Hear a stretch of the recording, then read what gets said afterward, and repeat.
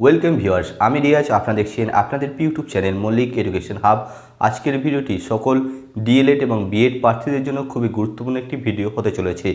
ভিডিওর শুরুতে আমি প্রথমেই জানাচ্ছি, আজ থেকে শুরু হচ্ছে 2022 যে টিচার রিক্রুটমেন্ট হচ্ছে তার স্টেট লেভেলের কাউন্সিলিং, যেটা 24শে ফেব্রুয়ারি পর্যন্ত চলবে।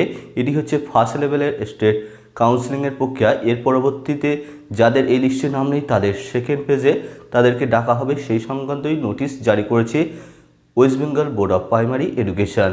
এরপর আমি আসছি, আজকে একটি গুরুত্বপূর্ণ দিন। কলকাতা হাইকোর্টে বেশ কিছু মামলা রয়েছে। বিএড ভার্সেস ডিএলএড একটি গুরুত্বপূর্ণ মামলা রয়েছে, সেই মামলার আজকে শুনানি রয়েছে। কি সেই মামলা? আমি এর আগেও আলোচনা করেছি যে 2022 যে সমস্ত টেট পাস প্রার্থী আছে ডিএলএড, তারা একটি হাইকোর্টে মামলা করে, যেখানে তাদের মামলার উদ্দেশ্য হচ্ছে 2022-এ যে সমস্ত টেট পাস বিএড প্রার্থী আছে তাদেরকে যে টেট পাস সার্টিফিকেট দেওয়া হয়েছে সেটাকে আর কোনোভাবে তাদের সেই সার্টিফিকেটের বৈধতা না দেওয়া হয়, অর্থাৎ তাদের সার্টিফিকেট পুরোপুরি বাতিল করা হয়। এবং এই বাতিল করার পরিপ্রেক্ষিতে যে কোর্টে কেস হয়েছে, সেক্ষেত্রে বিএডরাও চাইছে তাদের সেই সার্টিফিকেটটা বাঁচানোর জন্য। বিএডরা কি তাদের সার্টিফিকেট বাঁচাতে পারবে? না, তাদের সার্টিফিকেট পুরোপুরি বাতিল হবে। তারা কি তাদের সার্টিফিকেট শেষ রক্ষা করতে পারবে? আজকের ভিডিওর আলোচনার বিষয়বস্তু হচ্ছে এটা। আজকের হাইকোর্টের কী রায় আসে সেদিকে সকলের নজর থাকবে, এবং যা রায় আসবে সেটা সকলকে মেনে নিতে হবে, সেটা বিএড হোক বা ডিএলএড হোক। এই যে বিএডদের উপরে যে ডিএলএডরা কেস করলো, সেই কেসের পরিপ্রেক্ষিতে বিএডরাও তারা চাইছে কি তাদের সার্টিফিকেটটা বাঁচাতে, সেই জন্য তারাও এটার প্রতি, এই কেসের প্রতি উদ্যোগী হয়ে মাঠে নেমেছে। ওয়েস্ট বেঙ্গলের যে বিএড ঐক্যমঞ্চ আছে তারা কি করেছে, এই কেসের একটি পার্টি হতে চেয়ে একটি ক্যান ফাইল করেছে হাইকোর্টের বিশিষ্ট আইনজীবী যে ফিরদৌস শামীম আছে ওনাকে নিয়ে। তাহলে এই কেসের কী রায় হতে চলেছে সেদিকে আমাদের সকলের নজর থাকবে। এর আগে 2023 সালের আগস্ট মাসে সুপ্রিম কোর্টের রায় অনুযায়ী বিএড প্রার্থীদের পায়ের তলা থেকে মাটি সরে যায়, এবং যে রায় দেওয়া হয় আগস্ট মাসে যে বিএড প্রার্থীরা কোনোভাবেই প্রাইমারি শিক্ষক নিয়োগে বৈধ নয়। এর আগে এনসিডি যে গ্যাজেট ছিল সেখানে প্রাইমারি থেকে ক্লাস 12 পর্যন্ত সমস্ত পরীক্ষায় বিএড প্রার্থীরা বসতে পারত, কিন্তু 2023 সালে আগস্ট মাসের সেই রায় তাদের পুরোপুরি প্রাইমারি শিক্ষকের অযোগ্য করে তোলে।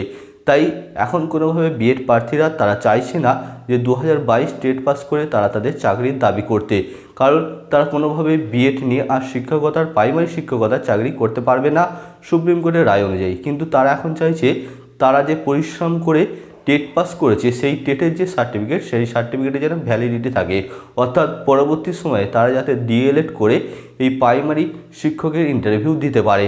যে যে ইনফরমেশনগুলো আমার কাছে আছে সেগুলো আমি ভিডিওর মাধ্যমে তুলে ধরি, এবং আজকের ভিডিওতে আমি সেটাই করছি। বিএড প্রার্থীরা যে ওই মামলার পরিপ্রেক্ষিতে একটি ক্যান ফাইল করেছে হাইকোর্টে, এবং সেই মামলার যে রায় সেটা সকলকে মেনে নিতে হবে, কিন্তু বিএড প্রার্থীদের যে এই দাবি সেটাও অবৈধ নয়। কারণ তারা কি হয়েছে, যে গ্যাজেট, সেই গ্যাজেট অনুযায়ী তারা পরীক্ষায় বসেছিল, এবং তারা সুপ্রিম কোর্টের রায় অনুযায়ী এখন ছিটকে গেছে। কিন্তু তারা চাইছে তারা যে পরিশ্রম করে টেট পাস করেছে সেই টেট পাসে যাতে সার্টিফিকেটের ভ্যালিডিটিটা থাকে, পরবর্তী সময়ে তারা যাতে ডিএলএড করে এবং সেই ইন্টারভিউ, প্রাইমারি শিক্ষক যে ইন্টারভিউ, তাতে বসতে পারে। এখানে ডিএলএড প্রার্থীদের কোনো অসুবিধার কারণ নেই, কারণ তারা যে 2022-এ টেট পাস করেছে, সরকার চাইছে খুব শীঘ্র তাদেরকে নিয়োগ করতে, এবং 2024 সালে যদি নিয়োগ হয় তাহলে সেখানে কোনোভাবে বিএড প্রার্থী যারা টেট পাস করে বসে আছে তারা এখানে আবেদন করতে পারবে না বা ইন্টারভিউ বসতে পারবে না, কারণ তাদের ডিএলএড নেই। তাদের ডিএলএড করতে গেলে এখনও 2 থেকে 2.5 বছর সময় লাগবে। সেক্ষেত্রে যে সমস্ত ডিএলএড প্রার্থী আছে তাদের ইন্টারভিউ প্রক্রিয়া আশা করছি পুরোপুরি শেষ হয়ে যাবে, এবং তারা পরবর্তী সময় আরেকটি ইন্টারভিউ দেওয়ার সুযোগ থাকতে পারে। কিন্তু ডিএলএড প্রার্থীরা অপরপক্ষে চাইছে না যে কোনোভাবে বিএডদের কার প্রাইমারি শিক্ষকে সুযোগ দেওয়ার, কারণ তারা বিএড দেখিয়েই প্রাইমারি শিক্ষক যে নিয়োগ হয়েছিল 2022 সালে সেখানে ফর্ম ফিল আপ করেছিল।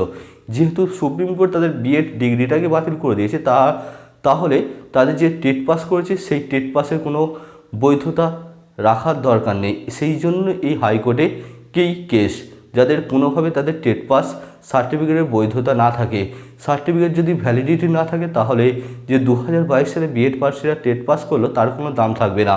তাই বিএড প্রার্থীরা উঠে পেরে লেগেছে এই মামলার উপর। বিএড ছাত্রছাত্রীরা আছে তারাও একটা ক্যান ফাইল করেছে, এবং সুপ্রিম কোর্টে যে রায় দিয়েছিল আগস্ট মাসে, সেই রায়ও এখন রিভিউ পিটিশনে রয়েছে। সেই মামলার রায়ের নিষ্পত্তি এখন হয়নি। সেখানে যদি রায় আসে যে এই রায়ের আগে পর্যন্ত যে সমস্ত বিএড প্রার্থীরা টেট পাস করে আছে তাদের আরেকটা সুযোগ দেওয়া হোক, এবং সেই অনুযায়ী তাহলে সেখানে যদি জয়লাভ করে তাহলে বিএডরা এখানে নিয়ে অত নাচানাচি করবে না। তাই বিএড প্রার্থীদের যে দাবি সেটাও অবৈধ নয়। তারা চাইবে তারা যে পরিশ্রম করে টেট পাস করেছে সেটাকে কাজে লাগাতে এবং তাদের সার্টিফিকেট যাতে ভ্যালিডিটি থাকে, পরবর্তী সময়ে তারা যাতে ইন্টারভিউ বসতে পারে, এই হচ্ছে তাদের একমাত্র দাবি। অন্যদিকে ডিএলএড প্রার্থীরা কোনোভাবে চাইছে না যে তাদের অধিকারে বিএড প্রার্থীরা ভাগ বসাক, অর্থাৎ তারা কোনোভাবে এটা চাইবে না।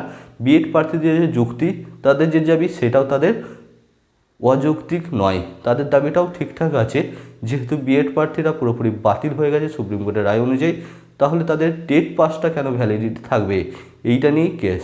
তাহলে আজকে আমাদের পুরোপুরি লক্ষ্য থাকবে যে সেই কেসের পরবর্তী আপডেট ভিডিও আমি আমার চ্যানেলে করব। তাই যারা আমার চ্যানেল নতুন এবং এখনও চ্যানেলটি সাবস্ক্রাইব করেনি অবশ্যই সাবস্ক্রাইব করে পাশে থাকবেন, এবং পরবর্তী সময় বিএড প্রার্থীরা তারা তাদের সার্টিফিকেট বাঁচাতে পারছে কিনা বা তাদের যে টেট সার্টিফিকেট সেটা ভ্যালিডিটি থাকছে কিনা তার পরবর্তী ভিডিও আমরা আলোচনা করে নেব।